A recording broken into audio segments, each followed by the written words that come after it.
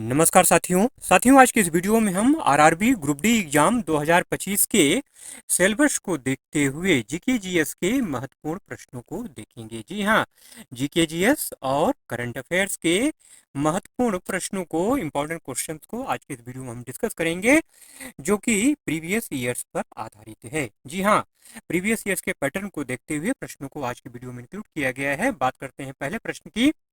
असम में लगने वाला प्रसिद्ध अंबुबाची मेला निम्न में से क्या कहलाता है? अंबुबाची मेला से क्वेश्चन घुमा फिरा के जरूर पूछा जाता है। ठीक है, तो चूंकि महाकुंभ अभी बीता है इलाहाबाद में, प्रयागराज में, ठीक है, तो उसी से रिलेटेड क्वेश्चन है, आ सकता है। ठीक है, असम में लगने वाला प्रसिद्ध अंबुबाची मेला निम्न में से क्या कहलाता है? महाकुंभ, सिंगस कुंभ, अर्थ कुंभ या पूर्व का महाकुंभ? जी हाँ, ऑप्शन नंबर जो डी है इसका, वो इसका राइट आंसर है, पूर्व का महाकुंभ। अंबुबाची मेला क्या कहलाता है? पूर्व का महाकुंभ। अगला प्रश्न है कि नियंत्रक एवं महालेखा परीक्षक, मतलब जिसको बोलते हैं आप सीएजी, कैग ना, किसके प्रति उत्तरदायी होता है? प्रधानमंत्री, राष्ट्रपति, संसद या वित्त मंत्री? इसका जो राइट आंसर है वो है ऑप्शन नंबर सी। जी हाँ, सीएजी जो होता है वो संसद के प्रति उत्तरदायी होते हैं। ठीक है मेरे भाई, चलिए अगला प्रश्न है कि ग्रेनाइट पत्थर किसका उदाहरण है? ग्रेनाइट पत्थर किसका उदाहरण है? आग्नेय चट्टान, अवसादी चट्टान, कायंत्री चट्टान या कोई नहीं? इसका जो राइट आंसर है वो है ऑप्शन नंबर ए। जी हाँ, ग्रेनाइट पत्थर आग्नेय चट्टान का उदाहरण है, इसको आपको ध्यान में रखना है, आग्नेय चट्टान। ठीक है, अगला प्रश्न है कि सुमो कुश्ती, सुमो रेसलिंग प्रतियोगिता की उत्पत्ति किस देश से हुई है? सुमो कुश्ती जरूर आपको पसंद आता होगा, जरूर देखते होंगे, तो आंसर क्या होगा इसका? Option number B. जी हाँ, जापान। सुमो कुश्ती की उत्पत्ति कहाँ से हुई है? जापान, इसका राइट आंसर है, जापान। ठीक है, अगला प्रश्न है कि वर्ष 2024 में दादा साहब फाल्के पुरस्कार किसे प्रदान किया गया था? करंट अफेयर्स का क्वेश्चन है, महत्वपूर्ण क्वेश्चन है, ऑप्शन नंबर बी। जी हाँ, ऑप्शन नंबर बी, मिथुन दा को, मिथुन चक्रवर्ती को जो है दादा साहब फाल्के पुरस्कार, लाइफ टाइम अचीवमेंट पुरस्कार 2024 का प्रदान किया गया। ठीक है मेरे भाई, चलिए अगला प्रश्न देख लेते हैं। अगला प्रश्न है कि आईएफसी कोड, आपको पैसा ट्रांसफर करना है, बैंक का कोई काम है, महत्वपूर्ण काम है, तो आईएफसी कोड की जरूरत पड़ती है ना, तो आईएफसी कोड कितने अंकों का होता है? इसका जो राइट आंसर है वो है ऑप्शन नंबर बी, 11 अंकों का। जी हाँ, आईएफसी कोड कितने अंकों का होता है? 11 अंकों का होता है। अगला प्रश्न है कि 2011 की जनगणना के अनुसार भारत का बाल लिंगानुपात कितना है? बहुत महत्वपूर्ण क्वेश्चन है, और इसका जो राइट आंसर है वो है 919। जी हाँ, ऑप्शन नंबर जो बी है इसका राइट आंसर है, ऑप्शन नंबर बी। भारत का जो बाल लिंगानुपात है वो कितना है? 919। अगला प्रश्न है कि भारतीय संविधान का अंतिम व्याख्याता किसे माना जाता है? अगर कोई संविधान में कोई परेशानी आ जाए, कोई दिक्कत आ जाए, कहीं कोई समस्या, कानून अड़चन आ जाए, तो कौन उसकी अंतिम रूप से व्याख्या करता है? ठीक है, तो ऑप्शन नंबर जो बी है इसका राइट आंसर। जी हाँ, सुप्रीम कोर्ट है। ठीक है, सुप्रीम कोर्ट जो है भारतीय संविधान का अंतिम व्याख्याता होता है, सुप्रीम कोर्ट जो कह देगा उसे मानना पड़ेगा। अगला प्रश्न है कि सरदार सरोवर बांध किस नदी पर स्थित है? नर्मदा, गंगा, ताप्ती या ब्रह्मपुत्र? इसका जो राइट आंसर है वो है ऑप्शन नंबर ए। जी हाँ, नर्मदा। सरदार सरोवर बांध कहाँ स्थित है? नर्मदा नदी पर स्थित है। अगला प्रश्न है, प्रधानमंत्री किसान सम्मान निधि योजना की शुरुआत कब हुई थी?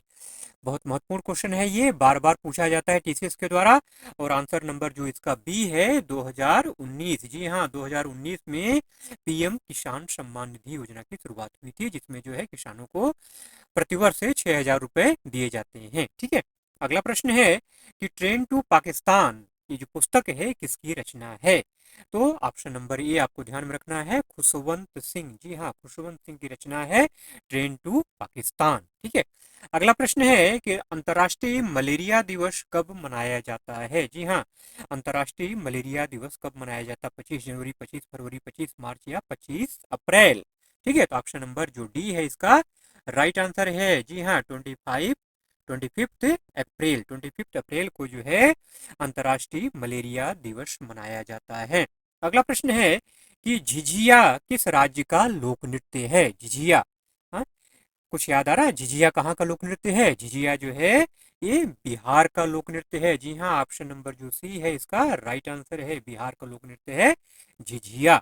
अगला प्रश्न है कि रतवाई लोक नृत्य का संबंध किस राज्य से है? रतवाई, ठीक है, बहुत ही महत्वपूर्ण क्वेश्चन है और ऑप्शन नंबर जो ए है इसका राइट आंसर है राजस्थान। जी हाँ, रतवाई लोक नृत्य का संबंध किससे है?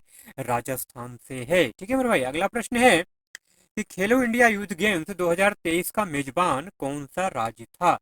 इसका जो राइट आंसर है वो है ऑप्शन नंबर बी तमिलनाडु। खेलो इंडिया यूथ गेम्स 2023 का मेजबान कौन था? तमिलनाडु। तमिलनाडु को 4 शहरों में खेलो इंडिया यूथ गेम्स 2023 का आयोजन किया गया। अगला प्रश्न है कि सितंबर 2024 में अरविंद केजरीवाल के इस्तीफे के बाद दिल्ली का अगला मुख्यमंत्री किसे नियुक्त किया गया? तो ऑप्शन नंबर जो ए है इसका राइट आंसर है आतिशी मरलेना। आतिशी मरलेना वर्तमान में कौन है? रेखा गुप्ता। ठीक है मेरे भाई, ये भी आपको ध्यान में रखना है। अगला प्रश्न है कि किस पंचवर्षीय योजना में हरित क्रांति की शुरुआत हुई थी? हरित क्रांति से क्वेश्चन, पंचवर्षीय योजना से क्वेश्चन आना ही आना है। अब देखिए यहाँ पंचवर्षीय योजना को हरित क्रांति से क्या कर दिया गया? कोरिलेट कर दिया गया है। किस पंचवर्षीय योजना में हरित क्रांति की शुरुआत हुई थी? इसका जो राइट आंसर है वो है ऑप्शन नंबर सी। जी हाँ, थर्ड, तीसरी पंचवर्षीय योजना में क्या हुआ था? हरित क्रांति की शुरुआत हुई थी 1961 से 1966 के बीच में। ठीक है, अगला प्रश्न है कि 100 ड्रम फेस्टिवल या बांग्ला महोत्सव कहाँ मनाया जाता है? तो इसका जो राइट आंसर है वो है ऑप्शन नंबर बी। जी हाँ, मेघालय।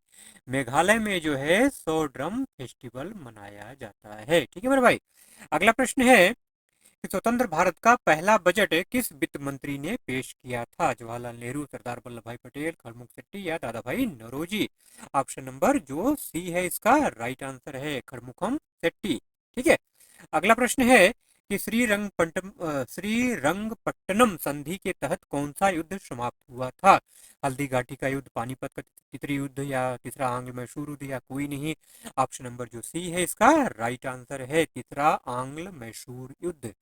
तीसरा आंग्ल मैसूर युद्ध जो है रंगपट्टनम संधि के तहत क्या हुआ था? समाप्त हुआ था। ठीक है मेरे भाई, चलिए इन्हीं प्रश्नों के साथ आज के वीडियो का एंड करते हैं। वीडियो अगर अच्छा लगा मेरे भाई प्लीज जी जाते जाते एक लाइक जरूर से कर दीजिएगा और चैनल पर अगर नए हैं तो सब्सक्राइब करके बेल आइकन को जरूर से ऑन कर लीजिएगा। चलिए मिलते हैं अगले वीडियो में ऐसे ही कंटेंट के साथ, तब तक के लिए जय हिंद।